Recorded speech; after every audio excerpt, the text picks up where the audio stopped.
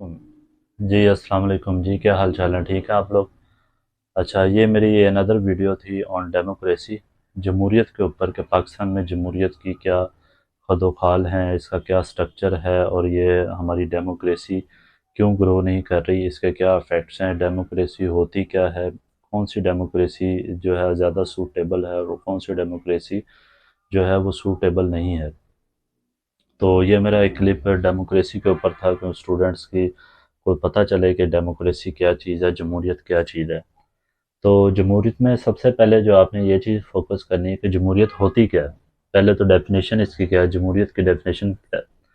जमहूरियत की डेफिनेशन ये है कि किसी भी कौम में, किसी भी मुल्क में, किसी भी कंट्री के लोग अपनी पसंद के बंदे चूज़ करें और वो बंदे उनके ऊपर पावर करें और वो गवर्नमेंट को चलाएं। तो डेमोक्रेसी सिंपल वर्ड में ये डेफिनेशन है। डेफिनेशंस आपको गूगल्स पे भी मिल जाएंगी, बड़ी अच्छी डेफिनेशंस हैं, लेकिन मैं आपको सिंपल वे में समझाना चाहता हूँ कि लोगों की मंशा के मुताबिक वो लोग चूज़ किए जाएं जो उनकी मंशा के मुताबिक हों और वो उनके ऊपर पावर करें। और इसमें ये बात बड़ी इम्पॉर्टेंट है कि जो लोग उनके ऊपर अपनी अथॉरिटी शो करेंगे तो वो हकीकत में उनके ग़ुलाम होंगे। लोग उनके ग़ुलाम नहीं होंगे बल्कि वो उनके ग़ुलाम होंगे, क्योंकि वो उनको चूज़ करेंगे। वो उनको चूज़ करेंगे और उनको ओहदों पर फाइज करेंगे ताकि वो अपने मुल्क की गवर्नेंस को अच्छे तरीके से चला सकें। तो हमारी जो डेमोक्रेसी है इस लिहाज से बहुत ही बैकवर्ड है, बहुत पीछे है। डेमोक्रेसी इंडेक्स के मुताबिक हमारा 108वां नंबर है 2020 की रिपोर्ट के मुताबिक। देखें हमारी डेमोक्रेसी कहाँ तक पहुँची हुई है। तो डेमोक्रेसी जो है बहुत सी चीज़ों से रिलेट करती है, जिसमें पॉवर्टी सबसे बड़ी जो है ना वो कंपोनेंट है इस चीज़ का, कि पॉवर्टी जो हमारी रिडक्शन, पॉवर्टी रिडक्शन जो आती है वो डेमोक्रेसी वीक होने की वजह से आती है। जब हमारे मुंतखब बंदे वहाँ पर पार्लियामेंट में नहीं पहुँचेंगे, सेनेट में नहीं जाएंगे, तो आप कैसे उम्मीद करते हैं कि इस मुल्क में तरक्की हो सकेगी। जमहूरियत एक बहुत ही अच्छी चीज़ है, जमहूरियत होनी चाहिए। तो अगर इस्लामी हमारा कल्चर हो तो उसमें तो आप देखें कि उसमें और जो जमहूरियत है उसमें एक और कॉन्सेप्ट दिया जाता है, खैर मैं उसकी बात नहीं करना चाह रहा। तो खैर जमहूरियत जो है वो इंतहाई इम्पोर्टेंट है। और हमारी ओवरव्यू कर लें आप, पाकिस्तान में जमहूरियत देखें कितनी दफ़ा हमारा आइन टूटा। 2 दफ़ा हमारा आइन टूटा, 3 दफ़ा हमारा आइन सस्पेंड हुआ है। हमारी हिस्ट्री तो जमहूरियत के लिहाज से ये है। तो पहला जो मार्शल लॉ लगा था 1953 में, तो उसमें जो थी जो हमारे गवर्नर थे उन्होंने रिमूव किया था, डिसमिस की थी हुकूमत। ख्वाजा निज़ाम साहब की हुकूमत थी, गवर्नर होकर वो पीएम को रिमूव कर दिया। तो जिसकी वजह से जो अनस्टेबिलिटी पूरे मुल्क में आ गई।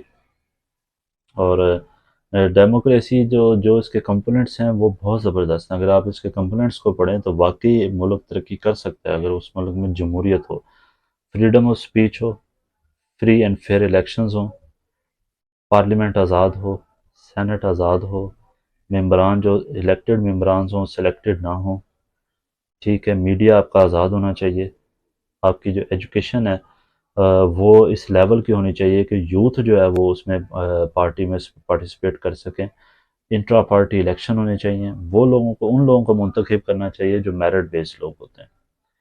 तो हमारी तो जमहूरियत आपके सामने है, जिस तरह हमारी इंटरवेन होता है, आर्मी का इंटरवेन हमारी साबका तारीख में शामिल है। आर्मी ने 3 दफ़ा इंटरवेन किया और 5 साल इनकी पाँच पाँच दफ़ा इस हुकूमत को गिराया। जो भी गवर्नमेंट आती थी इंटरवेन आर्मी करती थी, तो इंटरवेन नहीं होनी चाहिए। डेमोक्रेसी में आर्मी की इंटरवेन जो है वो बिल्कुल नहीं होनी चाहिए। जब इंटरवेन होगी तो फिर आपकी जमहूरियत की जो पटरी है वो सही तरह नहीं चल सकेगी। तो बिल्कुल फ्री एंड फेयर इलेक्शंस होने चाहिए और इलेक्शन जो है हर 5 साल बाद कंडक्ट होने चाहिए। जिस तरह आज के हालात आपके सामने हैं, फैज़ाबाद का धरना आपके सामने है। पीएम इमरान खान जो थे हमारे, उन्होंने जो धरना दिया था वो देख लें, इंटरवेन था, पॉलिटिकल इंटरवेन था, रिलीजियस कार्ड इस्तेमाल किया गया। ये सारे फैक्टर्स जो हैं जमहूरियत को नुकसान पहुँचाते हैं। तो जमहूरियत के पहले कॉन्स्टिट्यूशन को समझना चाहिए कि हमारा कॉन्स्टिट्यूशन 2-3 दफ़ा सबोताज किया गया, फिर 3 दफ़ा सस्पेंड किया गया और फिर आर्मी का इंटरवेन हुआ। जनरल अयूब का दौर आया, जनरल ज़िया का दौर आया, जनरल मुशर्रफ का दौर आया, फिर मार्शल लॉ लगाए गए इस मुल्क के ऊपर। इस मुल्क के पहिए को चलने नहीं दिया गया। تو سب سے پہلے جس ملک میں آپ جائیں گے اس کی ڈیموکریسی آپ کو ماننی پڑے گی. جب تک اس ملک کی ڈیموکریسی نہیں ہوگی ملک ترقی نہیں کر سکتا. ہماری ویک گورنمنٹ ہے ہماری، پالیسیاں ہماری ویک ہیں، ہماری اس طرف کوئی توجہ نہیں ہے اس لحاظ سے. تو ہمیں زیادہ سے زیادہ جو ہے وہ پارٹیز کو فری کرنا چاہیے، فری اینڈ فیئر الیکشن کروانے چاہیے، عوام کی رائے لینی چاہیے. عوام جس کو منتخب کرے وہی جو ہے نا اسٹیبلش ہو سکے، وہی گورنمنٹ آئے. تو انٹروین بالکل نہیں کرنا چاہیے کسی بھی لحاظ سے.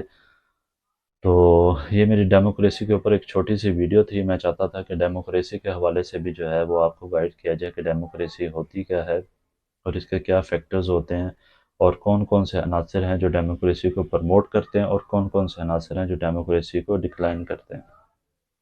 ٹیک کیئر، اللہ حافظ، ملتے ہیں ادر ٹاپک پر.